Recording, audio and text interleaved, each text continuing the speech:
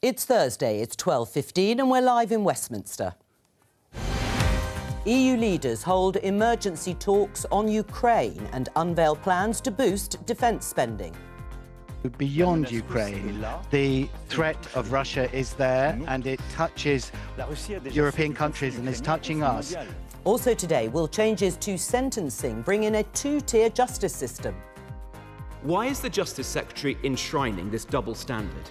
This two-tier approach to sentencing? There will never be a two-tier sentencing approach under my watch or under this Labour government. Rachel Reeves is set to cut billions from the welfare bill, but what will that mean for people on benefits? And she was a poster child for the left. Does Ash Sarkar have any regrets? Joining us today, Labour MP Alice MacDonald, Ash Sarkar from Novara Media and the author of Minority Rule, and Kate Andrews from The Spectator. We're hoping to soon be joined by Lord Bethell, a Conservative peer. This is Politics Live.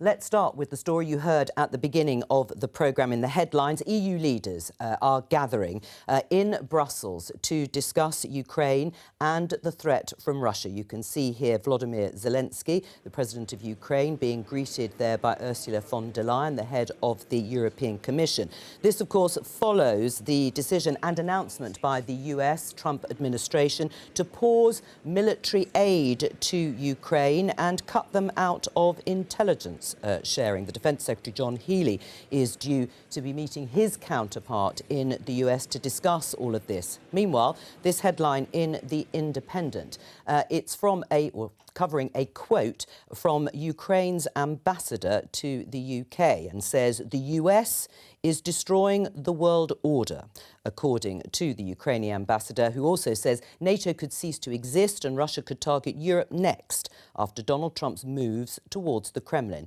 Alice, starting with you, do you agree that the US is destroying the world order? I think what is clear is, what I do think is a pretty extraordinary moment for us all in the world. And what I have seen as an MP is our Prime Minister really stepping up and leading. And, you know, there's this important summit today, as you mentioned, the Defence Secretary is in Washington. And that's the approach that this government is taking, which is trying to get to that sustained peace that we all need. And it's very clear that Ukraine has to be front and centre of that. And it's, you know, President Zelensky is there at that European summit today. And we have put up, you know, we've committed to put up defence spending. And that's an example of the practical things that we are doing as a country, what we can to play our part in getting to the peace that I think everybody wants. When you say it's an extraordinary moment that we have arrived at, what do you mean? Do you agree broadly with the Ukrainian ambassador that extraordinary moment is because the US is destroying the world order, or extraordinary because Donald Trump has made Europe put its hands in its pockets for defence spending? I think just extraordinary in terms of what is happening in the world right now. And of course, what happens in Ukraine is important for the future of Ukraine, but it's also important for our national security. And, you know, I'm a relatively recently elected member of Parliament. We've had a statement on Ukraine every week. We're talking about it a huge amount. And I think what we have seen is a Prime Minister that is serious about getting to that peace. Ash Sarkar, do you think the US is destroying the world order as we knew it? Well, I think that he's certainly reshaping the world order in line with what he said he was going to do. Donald Trump's worldview, I think, can be boiled down to this. He thinks that there are three global apex predators. There's America, there's China, and there's Russia. And when he says America first, he doesn't mean America plus Ukraine. He doesn't mean America plus Britain. He means America first, America's interests first.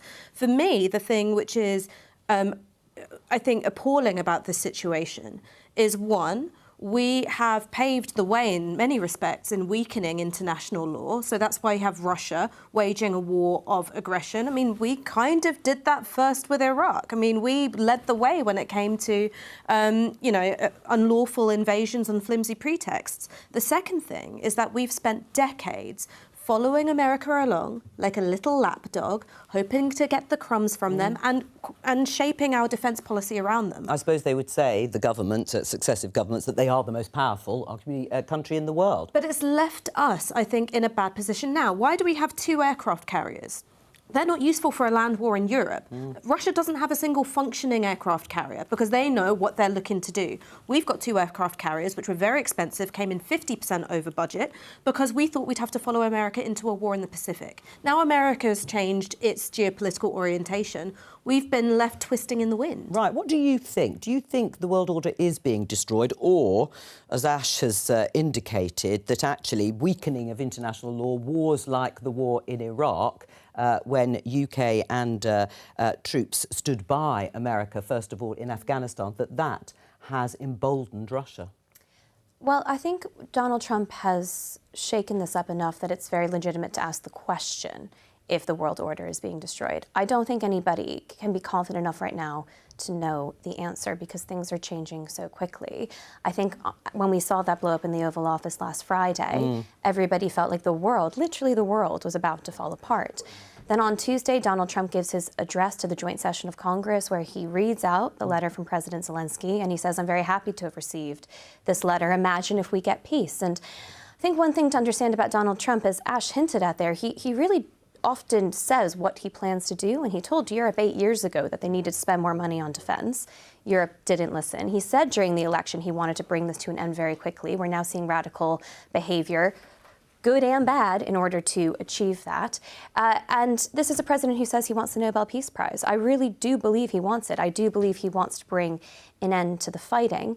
One reason to be optimistic, and I appreciate not many right now, you mentioned Iraq there. I'm going to look at it from a slightly different angle. When we talk about Iraq, and particularly Afghanistan, Donald Trump is very aware that the withdrawal from Afghanistan is forever a stain now on President Joe Biden's record. I do not believe he wants a similar stain when it comes to Ukraine and the unimaginable scenes we might see there, were America to actually completely withdraw aid. I think that is one reason to think that Donald Trump's ultimate goal is still to get both Russia and Ukraine to the table. Well, let's welcome James Bethell to Politics Live. We've been discussing the comments from the Ukrainian ambassador to the UK. Headline here in The Independent, the US destroying the world order. Do you agree with him? Kate has put it really well, I think. Donald Trump is doing exactly what he said he was going to do, and that is shaking things up massively. Well, shaking things up and destroying the world order, is it something to be welcomed or not? Well, the world order has probably come to an end of its own account. The breakdown in the relationship between China and America has been playing out for some time, and the defence deficit in Europe has been incompatible with reality for decades. I think that he is giving it a massive shake. I find it very alarming. I'm not enjoying this process at all. But we should take him at his word, and it would be a big mistake to try to hope or guess that he's trying to do something else and has a second plan up his sleeve. Right. What do you make? I mean, Alice has said that the Prime Minister is playing a pivotal role, been statesmanlike, to paraphrase what you were saying, in terms of trying to be a bridge between the US and Europe. Do you agree? Well, he has played a blinder so far, tribute to him.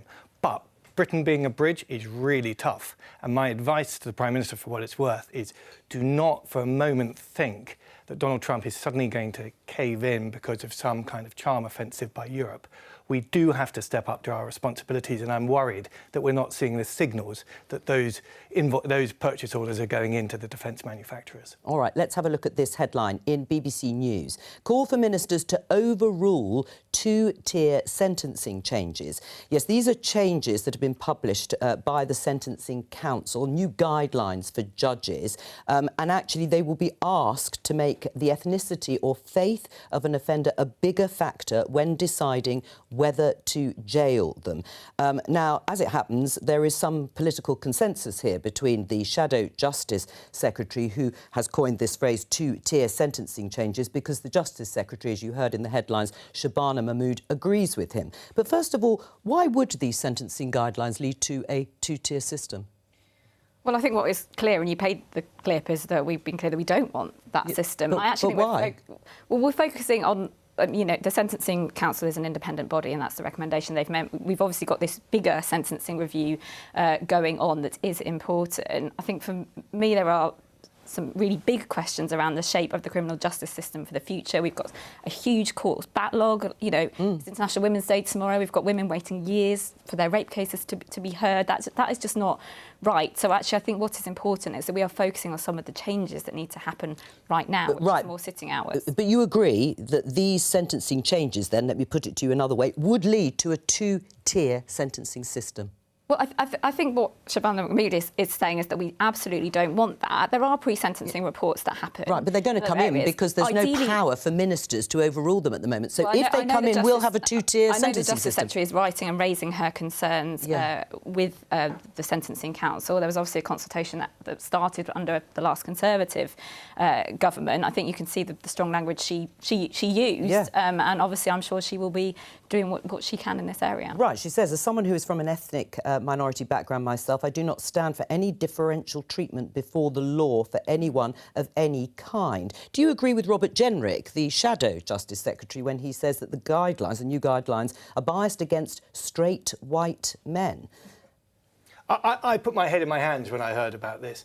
I try to defend the justice system against people who are very critical of it, but this completely undermines my whole stance. The idea that one person should be judged differently over another on the colour of their skin is exactly what we've been fighting against for years. So I am really troubled by this, and I agree with both Robert and Shamana that this shouldn't come through. Right. Do you agree? This is all complete rubbish. This is a misreported story. Why is it misreported? What's misreported? One is that the proposed changes are about pre-sentencing Yes, reports. they're reports. Pre-sentencing reports can't compel judges to make different they are decisions. guidelines. But what they do is they say you have to consider this person's situation. That's right. What the proposed changes are is that if someone is from a minority ethnic background, if they're pregnant, if there's mental health issues, a history of abuse, if there's a history of being in the care system, maybe you want to have a look at this person. Well, I think more than maybe, you're going to be advised to take that into account in a bigger way than perhaps you had before, because over recent years their use has decreased. And I completely agree with the idea that there should be no distinction made on the basis of ethnicity for whether or not someone should get a harsher or lighter sentence. Everyone agrees with that, but that is not what is on the table here at all. Instead, what you've got is ideologically motivated actors taking up the story, making it sound scary. You've got Robert Jenrick taking it up as a big bully stick, and then you've got Labour going, oh, no, we're worried about looking bad. So then they're sort of reinforcing, I think, an inherently misrepresentative I don't think she's worried about story. looking bad. I think she's being very clear about the kind of justice system we Then want, why which can't is you that tell the people are truth about treated what equally. pre-sentencing reports are for? I think ideally we would have pre-sentencing reports for everyone. We don't have that resource at the moment. It is an important part to look at some of the causes. So then you agree with the change, you don't disagree with the change? No, what I am saying is that we don't want a two-tier system, which is what I think Shabana Mahmood is being clear about. But so do you think that these proposals are a two-tier system? I don't think she... Yes, I do. You do? Why? So what do you say in response to Ash? Does the Because government... you're baking into the justice system bias based on someone's gender or ethnicity. And those are the principles that we have been fighting against for a very, very long time. I don't like the reputation of the law is also at stake here. I don't like the idea that I will be judged differently from someone else based on my gender or my ethnicity, and I really don't see why it should be. Let's leave ethnicity out of it for a second. That is central to these. Wait, hang on a second. The other categories where they say that what they want is pre-sentencing reports for this group of people, it includes people who are pregnant, it includes people who have experienced abuse. Do you think that there should be pre-sentencing reports for those categories of people? The bit that I am particularly outraged by... Well, hang on, let him finish. And what is the problem for me as a politician who's trying to, in many ways, stand up for the institutions of justice that a lot of people are trying to attack, is that when this kind of thing turns up, it makes my job extremely difficult indeed. And the explanations that you're giving don't stand up to me to scrutiny. I'm going to come back to you, Ash, again, because I know you feel strongly about it. But, Kate, where are you? Because Helena Kennedy, barrister, Labour member of the House of Lords, says a well-informed court is always going to do better in its outcomes and provide a more just outcome. She says the current justice system doesn't have the confidence of women, of ethnic minority communities, and has been skewed in a way where women end up in prison when they shouldn't. I think that's all completely right. This is sloppily written. And how many times does this happen where actually governments don't do their jobs in the years previous and then something comes to the table?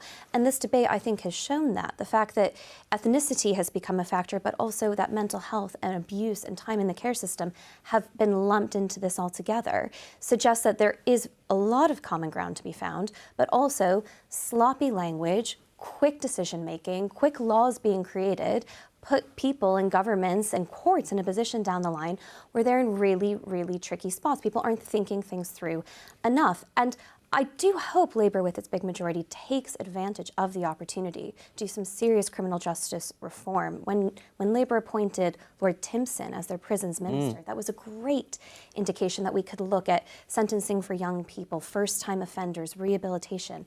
That stuff is so important for a functioning society and for the overall notion of forgiveness, which we often lose in politics. But you cannot ever have a justice system or defend an institution where the God that you pray to or the color of your skin means that you're going to get a worse or a lesser sentence, not least because look at knife crime in London. I mean, the disproportionate community affected by that, the victims, are Black Britons. We have to think about the victims as well and the fact that they are often in minority groups, and we can't have them feeling like the person who has harmed them is going to get a lesser sentence based on those factors. Ash? So the first thing is that I don't think that that is what is on the table. When it comes to ethnic minority communities, what we know is that they are more likely to get prison sentences than white people who are being charged with the exact same crime. So I can understand that this might be a ham-fisted way of trying to address it, but a pre-sentencing report, I mean, I don't think that's a bad way to say, let's take a better look at this individual. And I wanted to ask you about victims of abuse for a reason, because particularly for women, many women who are in prison are there following abusive relationships. And I don't think it's a bad thing for judges to be told, hey, why don't you consider this person's story in the round? So leaving ethnicity aside, right, because I understand your feelings about it, are you in favour of pre-sentencing reports for victims of abuse and people who've been through the care system? 100%, and I think you put that very well indeed. And that isn't the part of this that alarms me. It is specifically the ethnicity and the gender parts of it that make my life as a politician trying to defend the institutions of justice extremely difficult indeed. Right, but should we be thinking about how difficult your job is insofar as making these sorts of decisions? Well, I can only sit here describing my life in my own terms. But yes, I think we're under threat. The basic institutions that hold this country together are being questioned in a really serious way. And I'm just shocked by this proposal because of its inflammatory nature and how short-sighted and weird of this panel to have come up with this recommendation, given what they know about the result. It is interesting, the sort of shock and outrage on all sides, because these were guidelines that were consulted on. I mean, they were consulted on, I think, some time ago, last year, and it seems as if everybody's been taken by surprise. Why? Yes, well, I think Kate has a point that there is some sloppy policy making coming out of the MOJ at the moment. We do need a shake-up of the system. It does need to be brought into modern terms. This is not the way to do it. Right, but let's go back to the sort of core of it. Do you think this is and will result in a two-tier system of criminal justice? Because even if Shabana Mahmood, the Justice Secretary, makes steps to overrule it, it's going to take time. And in other words, you're saying that's what we're going to get. I think what I would like is a slightly broader conversation around sentencing more broadly, because I do think we are at risk of focusing on an issue that is going to undermine some trust and confidence in these areas. And actually, that's exactly the point of the broader sentencing review that is being looked at. And it is important we look at the reasons why people end up offending. It's important that we have appropriate punishments in place. Prison, obviously, but also things in the community. We've got a huge backlog in our courts. We've got not very much capacity in our prisons. So that's why Shabana Mahmood and the Ministry of Justice is trying to get to grips with that crisis. So, well, let me just read to you from the Sentencing Council Chairman, Lord Justice William Davis, said the updated guidelines would ensure courts have the most comprehensive information available to them before deciding on a punishment. That surely is a good thing. That is important, but you should ideally have this for everyone, and that is a question of resource, because actually looking at the background is important. But I'm not sure that we should really be differentiating. And I agree, women who've been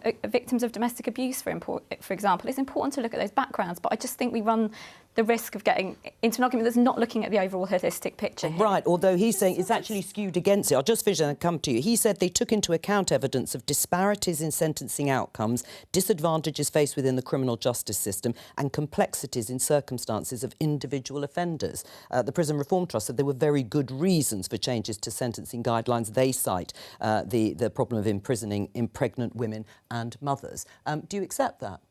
Yes, I think that there are challenges, but the bit of it that I find difficult is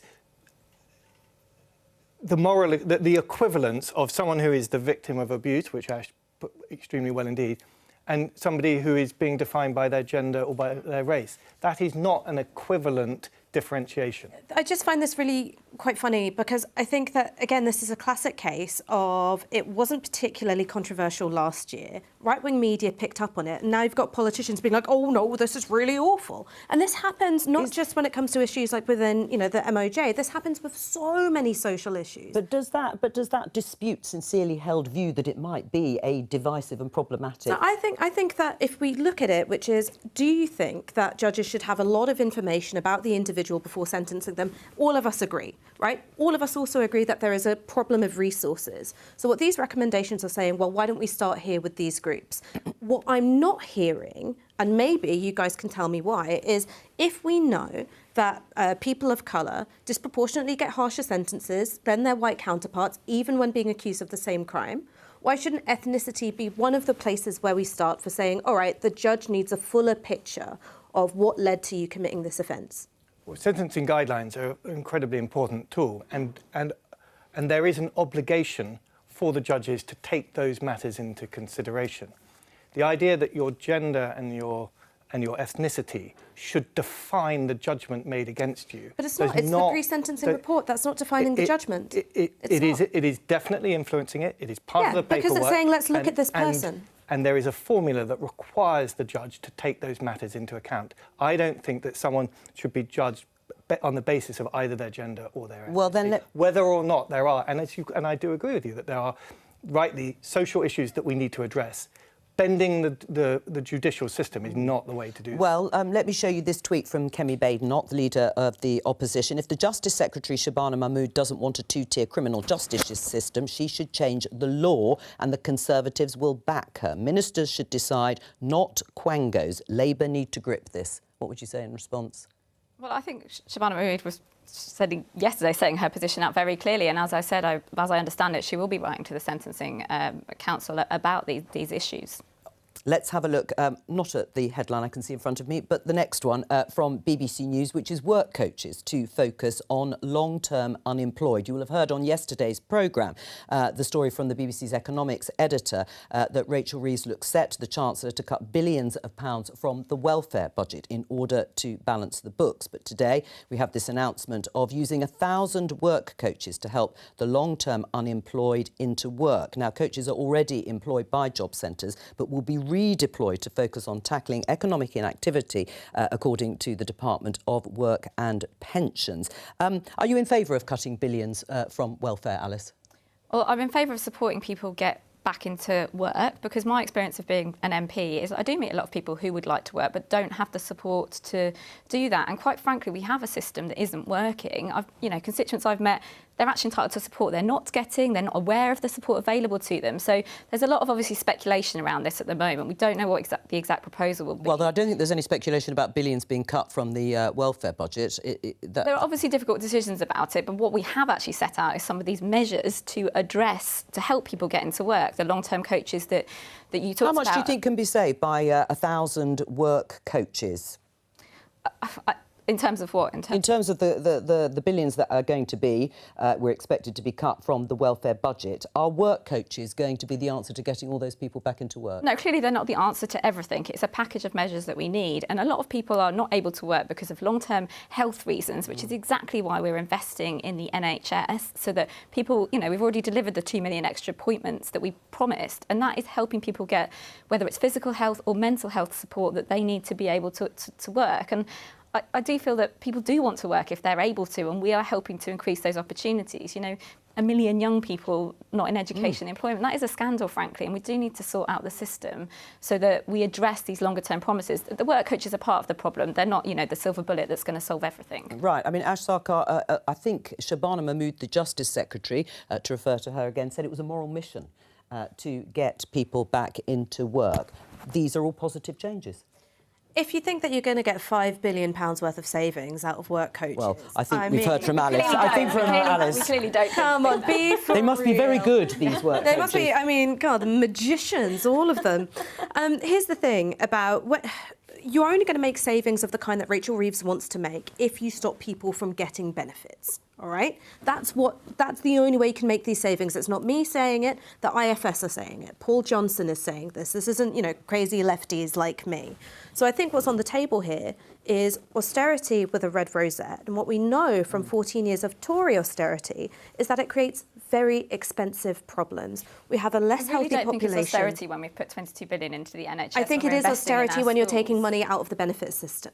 Right? It is. I see it as supporting people get into work who want to There are lots work. of people who can't work because one of the course, reasons and why they is need to be 14 years of supported. austerity. And there are, the savings of the kind Rachel Reeves wants to make will not be achieved without cutting benefits. There is no way you can do it. So either Rachel Reeves is an idiot, and I don't think she is, where she genuinely thinks that if you have 1,000 work coaches, you can save £5 billion. I don't think she's an idiot. Or I think she's being not entirely honest about what these proposals are actually going to entail. Well, let me go to and my experience of politicians tells me that liars are more common than idiots. Right. What I'm saying, though, is we haven't actually... There isn't proposals set out here. Obviously, we've had a white paper that set out lots of measures around this, like the youth guarantee, for example. So... Surely you agree there Where's are people who are on benefits who do want to work and with a bit of extra support could do that. Do you agree? There are people who are on benefits who would like to work and need support to get back to work. Sure, and I think that the way in which you do that is you can bring in all sorts of changes. So for some people, when they start looking for work, it means that the amount of money that they get in terms of benefits goes down. So you're disincentivized to look for work. That's one change that you could make.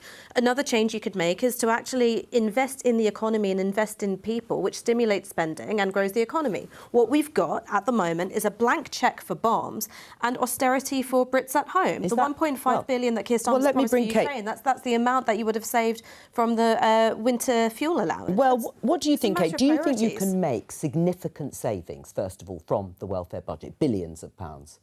I think you can. I agree with Ash that some people really do need this money and some people are very genuinely sick and can't work and they should be supported. We also have a huge problem post-COVID. The number of people on some kind of out-of-work benefit nearly doubled. It's at nearly 6 million people now. People went home during furlough and millions have decided not to come back. That's not to say every single one of them. Indeed, I'm sure millions do need the support. But there is a really good reason to think that the current sickness bill, which was £65 billion last year, estimated to be £100 billion by the end of this Parliament, that not all of that money is fundamentally needed for people who are suffering from real sickness that cannot allow them to work, especially as technology is rapidly advancing, AI is coming in, and it's easier to work from home. We have to believe that those numbers are not quite right. Something's gone very bad post-COVID when it comes to incentives to work, and that something can be fixed. I also think if you take Ash's point of view that perhaps we just do want a state where we spend more on people and invest more in people, I'm not at all convinced you're going to see the economic returns for that. I think you have a lot of welfare systems in the UK that clearly are not providing the economic returns. But the last way you want to do that is through sickness benefit. You do not want to incentivize people to say that they have bigger problems than they do. You almost want to look at something more like a universal income. I'm very nervous about how that would work politically speaking, but it was Milton Friedman, it was a free market economist who actually came up with the idea of a negative income tax. If you want to give people money, give them cash, let them spend it freely. Do not incentivize them to go into the benefit system when they don't need it. The last thing I want to say is that we are talking about £5 billion here. To me, the horror of all of this is that the UK, when it's an emergency, when it's needed, when we're talking about defence spending to protect Ukraine and to protect the UK, can't find it. And that is the trouble of successive governments, Tory and Labour, I'm sorry to say, that did not take the public finances seriously. The fact that Rachel Reeves is desperately going to try to find a couple of £1 billion to boost defence spending shows what a dire financial state the UK is actually in. Well, do you want to take some responsibility for that, James? The bank card has been maxed out. We're in a perilous state, I agree, and we have to make these defence commitments. Can I just, though, say a word for work coaches? They really are important and do make a difference. And can I also say a word for the sick? I think Katie's got a point that too many people are on sickness benefit, but there are a lot of very sick people in this country, and we do need to do something to get the country back on its feet. Right, but do you think there are incentives, or rather disincentives, I should say, for people to go out and work? No, something has gone badly wrong with our benefits system. But one of the things that's gone wrong is we're not offering people the support either to get better from their fundamental underlying health or to improve their skills and get back into the workplace. So I presume you weren't a fan of that part of the Conservative manifesto in the last election that said £12 billion a year could be taken out of the welfare system in terms of savings? We've got 9.5 million people in the UK at the moment who should be working, who aren't working. And that is something we definitely need to address. And I am supportive of the idea of trying to get our welfare bill down. Right, sure. But by £12 billion a year, I mean, the IFS, the Institute for Fiscal Studies, said that that wasn't up to the challenge, the manifesto that was printed when it came to finding that amount of money from the welfare system. I don't want to put a number on what is the precise amount, but it is of the order of many billions, for sure. Right. Well, I mean, one person who did, of course, take an awful lot of money out of the welfare system was George Osborne, a previous Conservative Chancellor in the age of austerity. There were many Labour MPs who came in, like you, fighting against those years of austerity. And yet, are you going to be, as Ash said, the red rosette on a new kind of austerity with these cuts to welfare? No, absolutely not in terms of austerity. I think we've been very clear there's no return to austerity with Labour, which is why we are investing in public services. That's why we had to make difficult choices in the budget to free that money up. So I think there is actually quite a lot of consensus across the panel on many areas. There are some people who will need benefits because they simply can't work, but there's just not enough flexibility in the system. You know, I know people who would like to try working, but they feel that if they do that, they're at risk of losing all the support if they're not actually able to do it. And I think there are some changes fundamentally, as well as looking at the money and how the system works, that will bring real changes. I'm not going to speak for Ash, and she's already said it. I'm still not going to speak for you, but I suspect that this side of the panel does very much think austerity is about to take place, perhaps from very different angles. You're talking about spending cuts. That is certainly a form of austerity. Tax rises are a form of austerity, and we always conveniently forget that. But Labour is already doing austerity. It looks like they're going to be doing some more.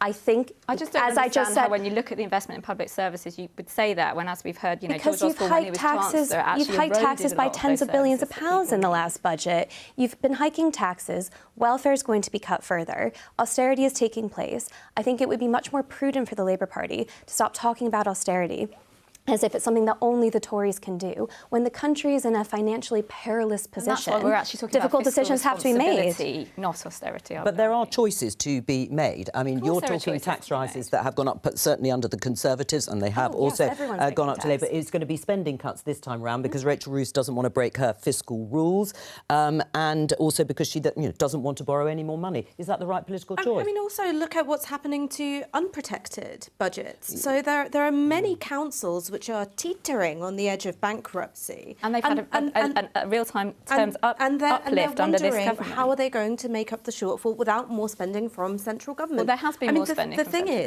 is, sorry, I listened to you very patiently. Sorry, you're right. The stuff about we're not the party of austerity is in rhetoric. When you look at the nitty-gritty, yes, there are areas where you're boosting spending, that's very welcome, but look at what's subject to fiscal rules and what isn't. When it comes to defence spending, it's a blank cheque. I know you might think that that's perfectly legitimate, that's fine. But when it comes to things like welfare, when it comes to things that people need in order to survive after having been punished, but with rounds and rounds of brutal austerity policy, then suddenly you've got to operate within the fiscal rules. It seems to be one rule for one set of spending priorities and another for another. Well, I think if you look at my background is international development. That's what I've worked in for years. So there was a very tough decision last week on where we got the money for the defence spending. And did you agree with it? I think, as the Prime Minister himself says, it wasn't a decision he was happy to take. I would have, From that sector, do you think it was the right decision to take money from international aid and put it into defence? I think our international aid is also important in terms of, defence, diplomacy, development. They all go together. But I recognise it was a tough decision. But I guess my point is that we are already making these tough choices. National security it is obviously the number one priority as a government. If you can't keep your people safe, but it seems to you me can't that do much some else. departments get to waste and others are put under a microscope. I mean, when it comes to MOD spending, we spend more than France and we get less than them. But do you think the welfare budget is too big? The bill at the moment is too big? So the majority of that welfare budget is going on pensions. It's the fact that we have Would you cut the triple lock? No, I'm saying that we've got an ageing population. You would. Of course I would. I think that... And you would too. I mean, gosh, Yeah, 100%. I think it's the so best affordable. I think the best way to do it, and I know you're going to disagree with me on this, we've been agreeing too much, it was dangerous, here it comes, is inheritance taxes. I think the minute you start, really means testing what gets to older people, inevitably some people are going to be left out of it. That's why I'm so against, the changes to winter fuel allowance, because you're going to leave some people out. If you want to take that money back after having spent it on people who may not have needed it because they were rich, is you take it back after they've passed away. I think it's incredibly important if you are going to propose more money or say that budgets can't be cut, you have to say where you'd find the money. And this is inheritance tax adjacent.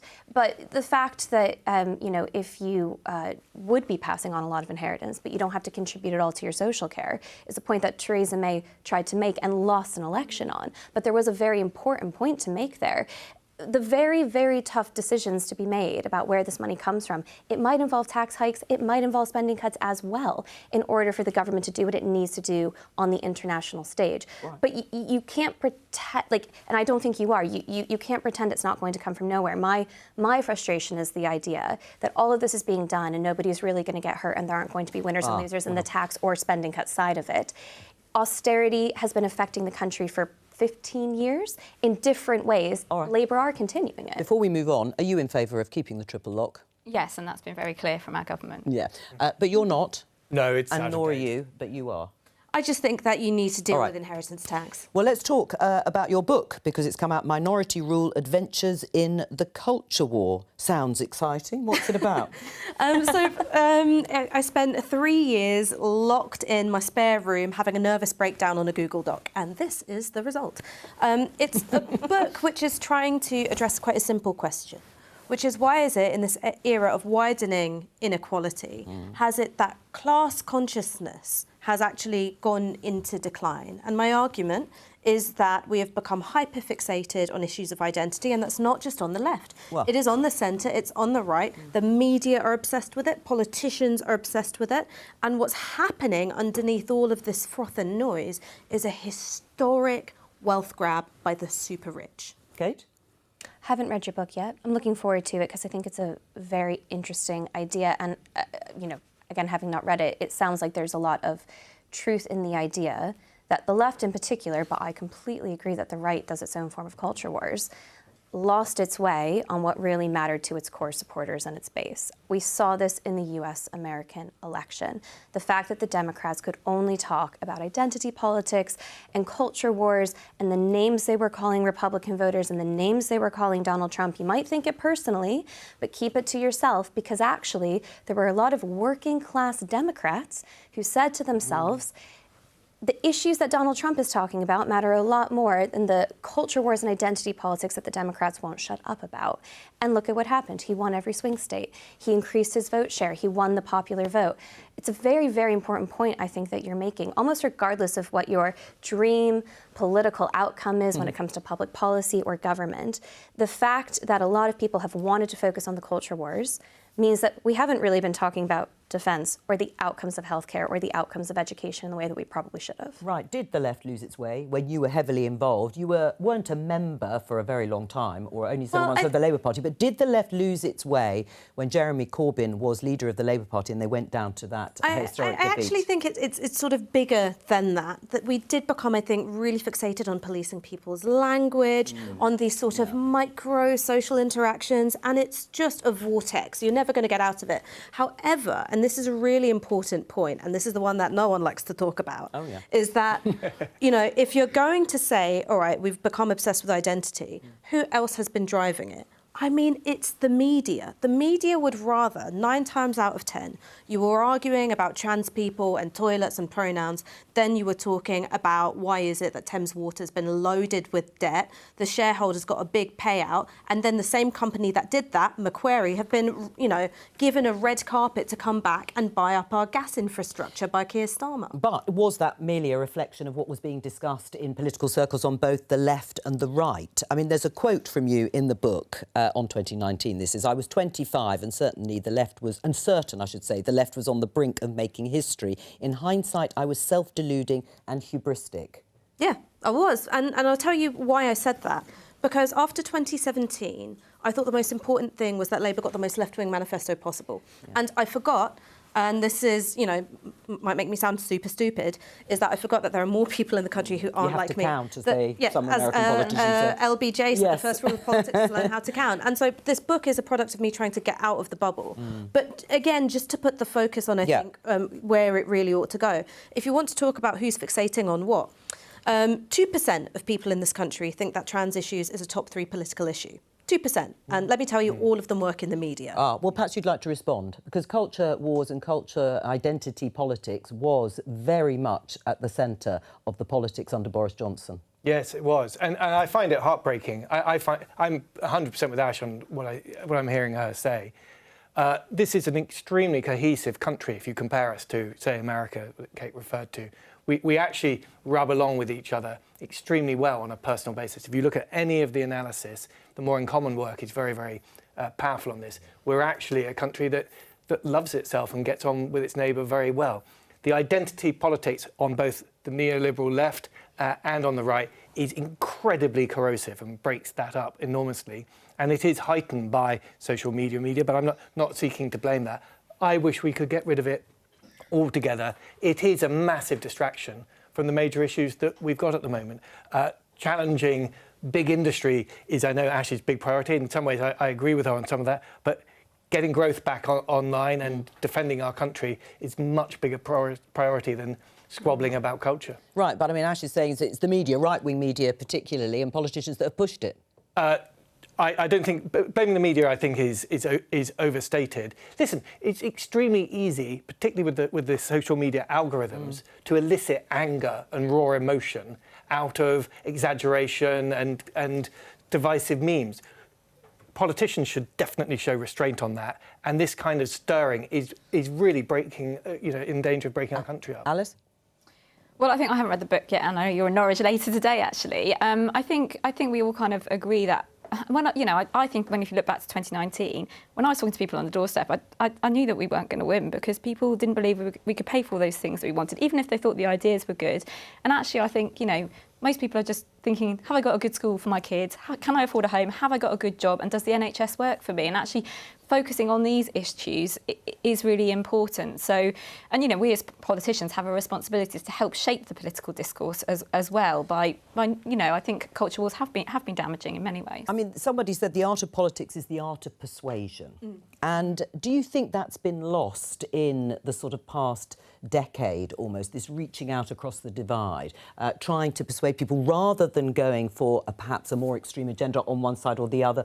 Or, in fact, it was Ed Miliband who went for the sort of 35% strategy. As you say, you've got to learn to count the numbers. Well, what I'd say is that there's a form of reaching across the aisle where you've got the, billionaire backers on one side and the billionaire backers on the other, all agreeing that we can't have a wealth tax. That's one vision of bipartisanship.